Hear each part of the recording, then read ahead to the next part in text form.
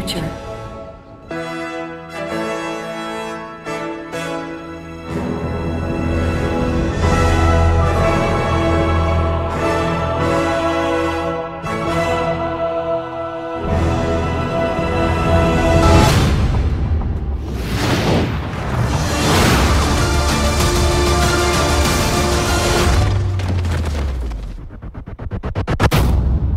What's going on, guys? My name is Zach and welcome to this solo 1010 using a Tengu, which is ridiculously overpriced and I do not recommend using it, but this is what I had, and so I'm going to go through what I did actually use. But in the upcoming vids, next time I get a maze, I'm going to try and focus more on making a proper guide for it, because it is quite easy to do if you just blitz through it. I mean, in the video footage I was in two minds whether to blitz it or like kill all the rats and get all the salvage and stuff, but it's quite inconsistent, but it'll just give you a little bit of an idea of how to run it, and I'm going to show you how to navigate the gates in the easy way, like using the Eve clock on screen sort of thing. So I'll just quickly go over the fit, and then we can dive into some of the footage from the actual run. So we've got a ham Tengu here, we've got heavy assault launcher 2s using the Tech 2 ammo. It doesn't kill frigs that quick, but it's acceptable. In the mids, we've got a Tech 2 Afterburner, a Gisty X Large Shield Booster, which gives you 604 HP every 3.2 seconds, and that's with the amp, obviously. The amp's quite important because without that, it doesn't do much rep, but one of the main factors of choosing this booster was the cap use. It hardly uses any cap out of all the large boosters, so that was a factor. But like I said, it's way too pimped for this 1010. I mean, a Tech 2 resist profile gives you 88 and 95 just using Tech 2 stuff. I mean, I've got two kinetic Pith X's on there and an Invul as well, which is way too much. I mean, they were quite expensive as well, but in future vids I think I'll try and focus on a proper guide, because this vid here, I mean, the actual run's it's not very consistent to what I was actually trying to do. I mean, I knew I was doing it solo, but I was trying to blitz it at the same time as like kill stuff, so it was pretty fucked up. But if you can just bear with it, I'll go through all that stuff as it comes. We've got damage control, a flux coil just to help with a cap there, 3 ballistic control units. The subs, we've got a fuel catalyst, obviously afterburner, we've got accelerated ejection bay, we're using that for the kinetic on the Guristas, that gives it the bonus. A cap regen matrix, need that for the large shield booster. A amp node, does that give boost amount? Yeah, shield booster effectiveness, so that's helping with the amp and the large shield booster as well.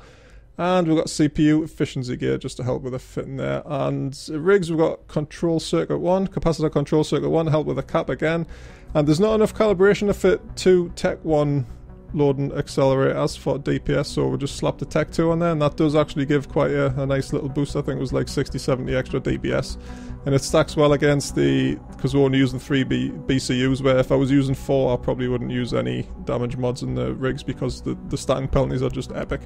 But that's the fit there, guys. Like I say, the Tech 2 one is pretty good because you get that 88 and 95 still on the resistances. I think that will be fine, even though in future videos I will go over that shield booster as what to use. But this is what I used in the vid, and yeah, it's not optimum, but it worked. So we'll just go over some of the footage now, and I'll try and sort out what was happening, and the most important thing is how to use the F11 timing, so we'll go over that in a bit.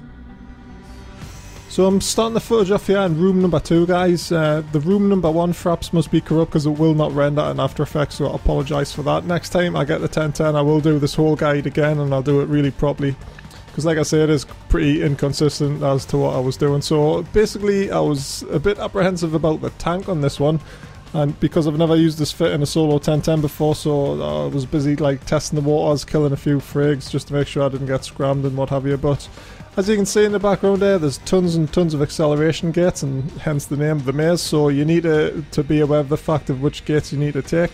So I've just brought up the F11 menu there. You can see I'm facing like forwards, well up as in 12 o'clock, and I've taken the 8 o'clock gate, but more coming up on that in a second on how you actually navigate. But that F11 menu is pretty key to doing it. So basically in all of the rooms you're going to land in a big clusterfuck of frigates who are going to web and scram the shit out of you. But as you can see there's only 4 gates on this one, and the next room there's only 2, so the navigation does get a little bit easier. But I'll just go over right now how you can actually navigate. Okay guys, so you need to figure out how you can navigate the gates in the maze. So the gates basically, every time you walk into a room there's going to be tons of gates, and you need to make sure you get the right one, because if you choose the wrong one you'll be right back at the beginning of the complex. You'll have to go through all the rooms again. So basically what you do, I'll put on screen now what gates you need to actually take, or what o'clock sort of method. And by the o'clock method I mean if you hit F11 on your keyboard, I'll just bring my UI up there. Hit F11, you can see this little screen in the bottom there.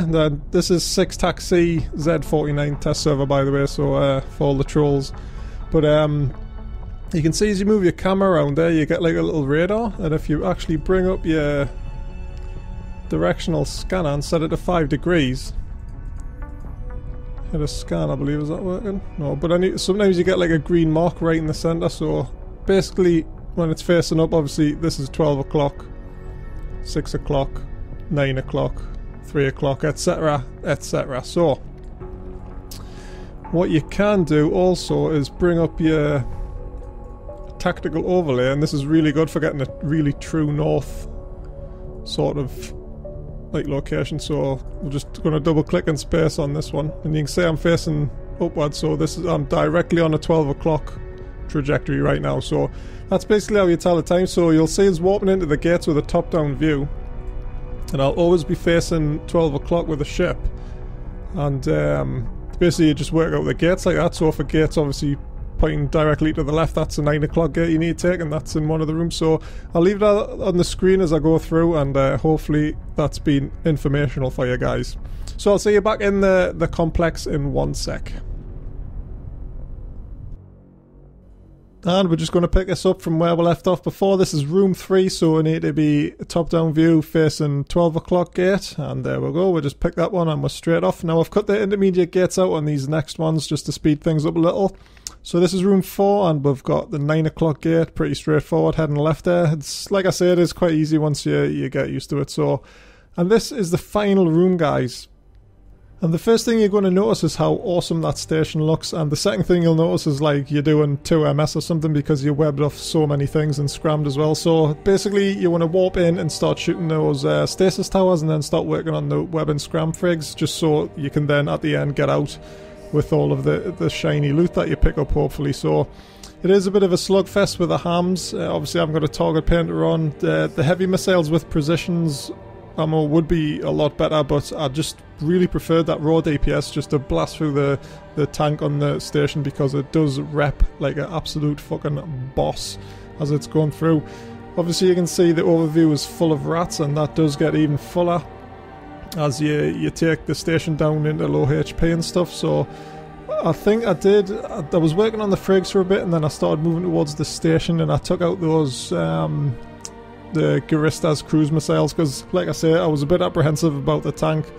Once the room was like fully spawned out, like the stuff in it was just absolutely epic. But the tank held up, which I was pretty glad about. There was no shiny lost mail to get laughed at from the corp lads there, so it all worked out pretty well.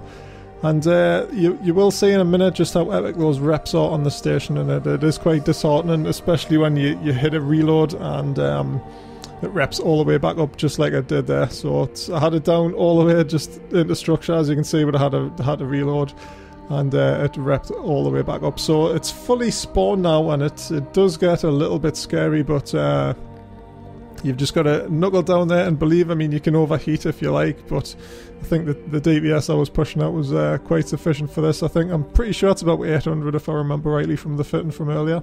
So that's the video coming to an end now, guys. I hope you've enjoyed it and found it like useful or just cool to actually see a 1010. I mean, there you can see the station does look pretty cool when it's repping itself. But next time I get a maze, I will actually work a little bit harder to make a full guide and make it a little bit better, because like I said at the start, this one's pretty inconsistent as the way the run actually went. So like I say, I hope you enjoyed it, and I will catch you in the next episode of EVE Online. Fly safe. I'll see you in space.